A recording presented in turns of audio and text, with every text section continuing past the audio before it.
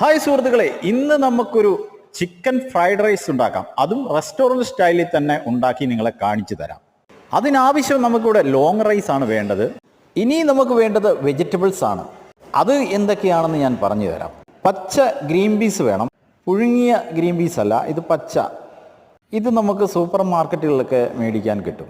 ചെറുതായി അരിഞ്ഞ carrot, capsicum, onion, celery, spring onion, ഇത്രയും വെജിറ്റബിൾസേ ചേർക്കുന്നുള്ളൂ. നിങ്ങൾക്ക് വേണമെങ്കിൽ ബീൻസ് ചേർക്കാം, ക്യാബേജ് ചേർക്കാം.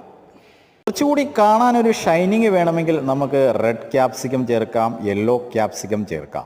ഇവിടെ ഞാൻ ഗ്രീൻ ക്യാപ്സിക്കമാണ് ചേർക്കുന്നത്.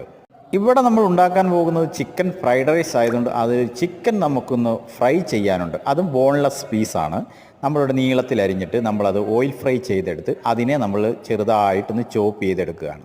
2 മുട്ട നമ്മൾ ബീറ്റ് ചെയ്തെടുത്ത് ഫ്രൈഡ് റൈസ് ഉണ്ടാക്കുന്ന കടായിലേക്ക് എണ്ണ ഒഴിച്ച് ഈ മുട്ട നമ്മൾ ആദ്യം ഒന്ന് ചെറുതായിട്ടൊന്ന് സോട്ട് ചെയ്തെടുക്കുകയാണ്. അതിനുശേഷം അതിലേക്ക് നമ്മളെ വെജിറ്റബിൾസ് എല്ലാം ചേർത്ത് ഒന്നുകൂടെ സോട്ട് ചെയ്യുന്നു. സോട്ട് ചെയ്ത മുട്ടയും വെജിറ്റബിൾസിലേക്ക് നമ്മൾ ഉപ്പ്, വൈറ്റ് പെപ്പർ, ബ്ലാക്ക് പെപ്പർ, അല്പം ഷുഗർ. ഇതിൽ മറ്റൊരു ഐറ്റം കൂടെ ചേർക്കാറുണ്ടായിരുന്നു, അജിനാമോട്ടോ എന്നൊക്കെ പറയും, ചൈനീസ് സാൾട്ട് എന്നൊക്കെ പറയും. ഇവിടെ നമുക്ക് ഗവൺമെൻറ് അത് അപ്രൂവ് അല്ലാത്തത് കൊണ്ട് നമ്മളിവിടെ അതിനെ ചേർക്കുന്നില്ല.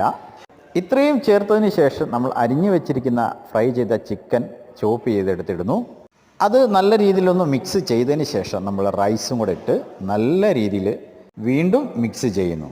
ഓയിൽ കുറവാണെങ്കിൽ അല്പം ഓയിലൊന്ന് അതിൻ്റെ മുകളിലൊന്ന് ഒഴിച്ചു കൊടുത്ത് വീണ്ടും ഒന്ന് നമുക്ക് മിക്സ് ചെയ്യാം. ഇവിടെ നമ്മളുടെ ചിക്കൻ ഫ്രൈഡ് റൈസ് റെഡിയായി കഴിഞ്ഞു.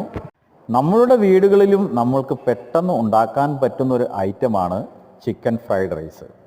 ഫ്രൈഡ് റൈസ് ഒരുപാട് വെറൈറ്റീസ് ഉണ്ട്. അത് നിങ്ങളുടെ ഇഷ്ടത്തിനനുസരിച്ച് നിങ്ങൾക്ക് വീടുകളിൽ ഉണ്ടാക്കാം. ഇതിൻ്റെ കൂടെ കഴിക്കാൻ സോസിനോടൊപ്പം കഴിക്കാം. മറ്റൊരു കോമ്പിനേഷൻ എനിക്ക് തോന്നിയിട്ടുള്ളത് ചില്ലി ചിക്കനാണ്. എൻ്റെ വീഡിയോ നിങ്ങൾക്ക് ഇഷ്ടമായെങ്കിൽ എൻ്റെ ചാനൽ ഒന്ന് നിങ്ങൾ സബ്സ്ക്രൈബ് ചെയ്യുക, ലൈക്ക് ചെയ്യുക, ഷെയർ ചെയ്യുക. ഇനിയും പുതിയ പുതിയ വീഡിയോകളുമായി വരും വരെ ബായ്.